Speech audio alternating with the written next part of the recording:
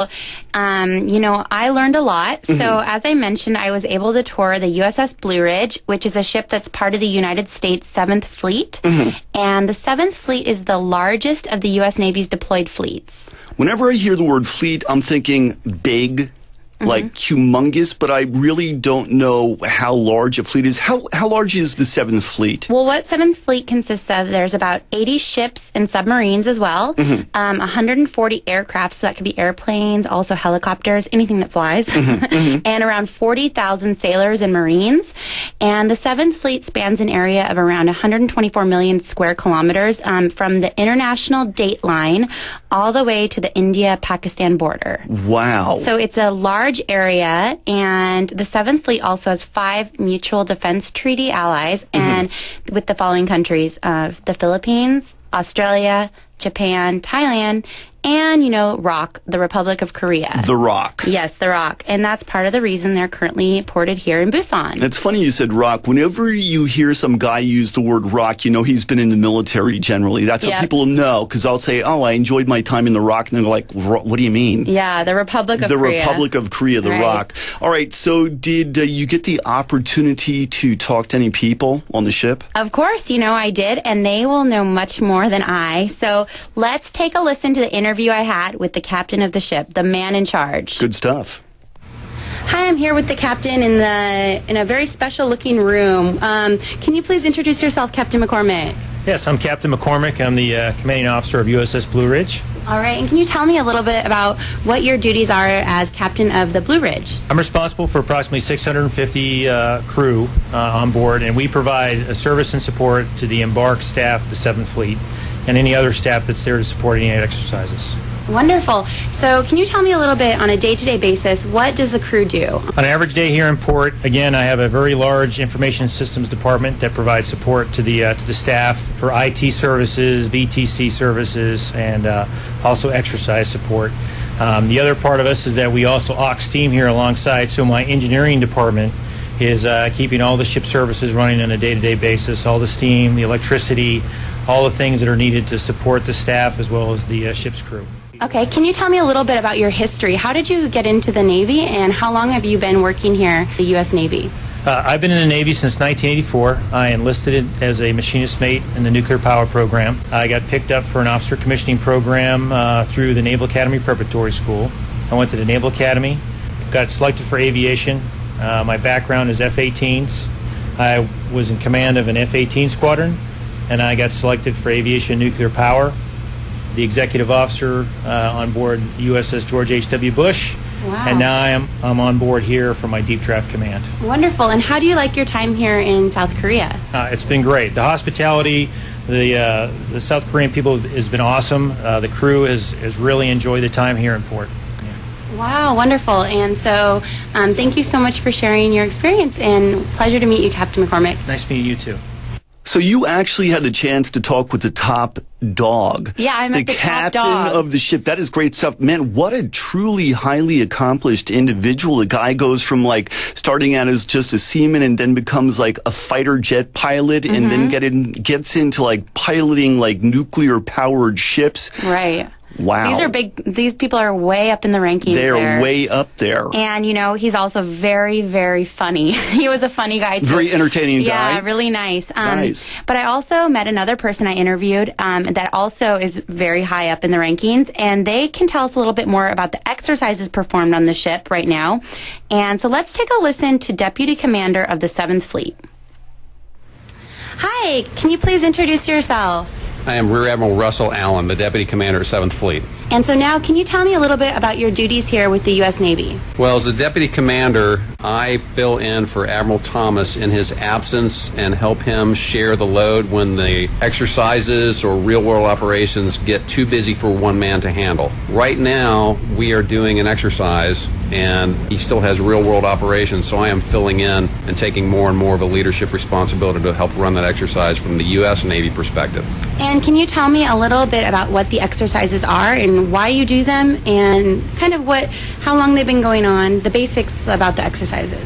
I'm not sure how long we've been doing Ulchi Freedom Guardian. We've been doing exercises in Korea almost since the armistice was signed. Okay, so every year, is it a yearly thing, an annual? This is a yearly exercise that I would estimate's been going on for at least 20 years. All right, and during the exercises, the period runs for approximately a month, is that correct? No, it's about 2 weeks. Oh, 2 weeks. Okay. The interesting thing about this exercise is that the Korean government actually gets involved in this exercise. So when there are decisions that you would think if the military is going to go use force somewhere, you'd hope that the president of that country would be involved in authorizing that.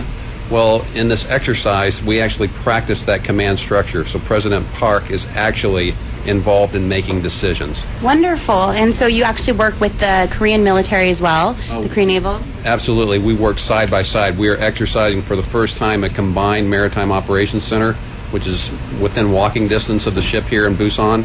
And our people are literally sitting next to their Korean counterparts, making the command and control of this exercise work. Tegan, you just kept moving right up the chain of command. I did. You go from the captain to the rear admiral. Yes. If you had kept at it, maybe President Obama would have shown up eventually, the commander-in-chief there. It sounds like that. It really does. You know, it also sounds like the exercises are a really, really good way for Korea and the United States to work together and build a stronger and really healthy relationship. Yeah, and it sounds like the exercises are going really well, and they really have built a strong relationship. I think that Korea and America love working together, and I also got to tour the rest of the ship, which is huge, and I got a chance to meet some other people too. I think that would be really cool. So you had the chance to actually go all around the ship while you were doing your, hopefully not espionage, but hopefully not taking too many pictures here. No. But who did you get a chance to interview? Well, I went up on the deck of the ship, and I was really impressed to see 2 giant helicopters. And I went right at the right time because I got to interview one of the helicopter pilots. So let's hear what he had to say about his job as a helicopter pilot. Hi, what's your name? My name is Lieutenant Reno with HC 12. All right, and can you tell me a little bit what you do for the U.S. military? I'm a pilot attached to HC 12. Primarily, as a squadron, we typically do search and rescue missions, so picking up people in the water or that are down over land. Specifically, this detachment is attached to the USS Blue Ridge, and we are tasked with moving the Admiral as well as any other 7th Fleet staff that need to get to different places in different countries. So, somewhat of a taxi service. Wonderful. So, you can actually fly a helicopter? Yes, I can. How did you learn how to fly a helicopter? How many years does it take till you can get a license to do that? So the route for helicopters is typically about 3 years. It depends a little bit through school, but you start with fixed wing. Everyone starts with fixed wing for about 6 months. What does fixed wing mean? So not. I mean like airplanes? Yes, like airplanes, not spinning blades. All right.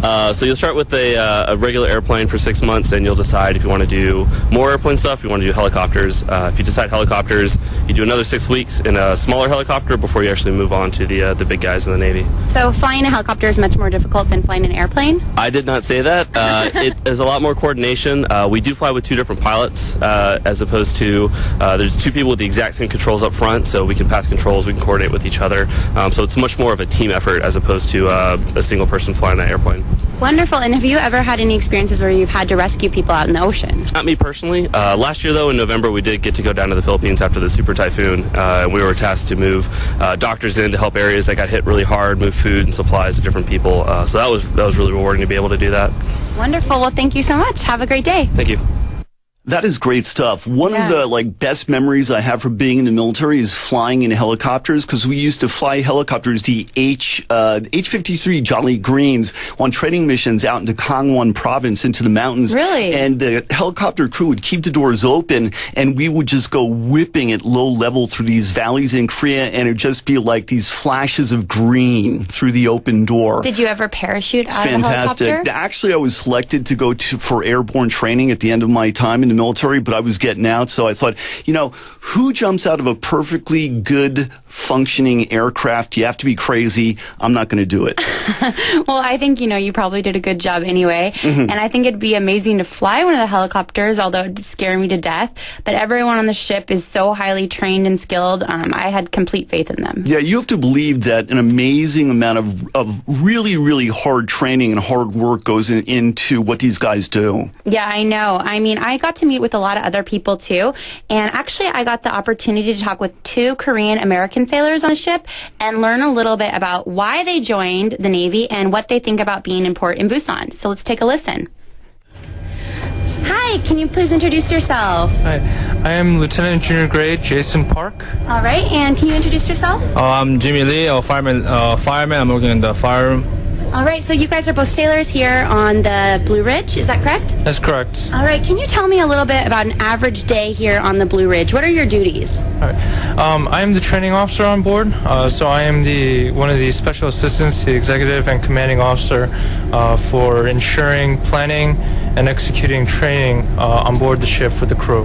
All right, and so can you say that simply? What do you do? What time do you wake up in the morning? And what does that mean for an average day? Sure.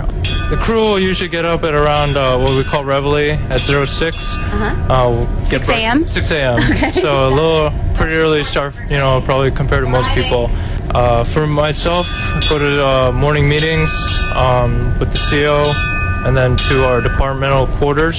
That's when our divisions will meet together to put out what the plan of the day is and all the special events that may occur during the day.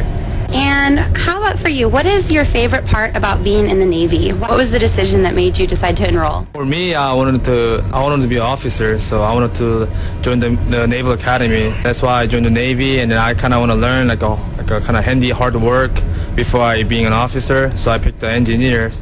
Are you enjoying being here at port at Busan? Absolutely, especially being a Korean American. Every chance I get to come to one half of my kind of culture. All right. Well, thank you guys so much, and I hope you enjoy the rest of your time here. Thank you. Bye. Thank you. Yeah, it sounds like they're having a really, really nice time in Busan, and it's also a fantastic opportunity for them to discover a bit about their heritage as well. Yeah, exactly. And I hope that everyone enjoyed learning a little bit about the U.S. Navy and their cooperation with the Korean Navy. It was a great experience for me, and I have one last message that the sailors wanted to say to the people of Busan. All right, do you have a message for all the people of Busan? 같이 갑시다. All right, so let's go together. Yeah, let's go together. All right. 같이 갑시다. 같이 갑시다. And who is this message from? From the USS Blue Ridge. 같이 갑시다. 갑시다. Let's go together. All right, thank you very much. Yeah, 같이 갑시다. 같이 갑시다. Let's go together. That's a good message. Right. Tegan, once again, thank you very much. As always, very fun and informative report. Yes, we learned a lot this week, and I'll be back next week with more fun and informative news for you on Busan A to Z. Good stuff. We'll see you then. Okay, everybody, coming right up is a message.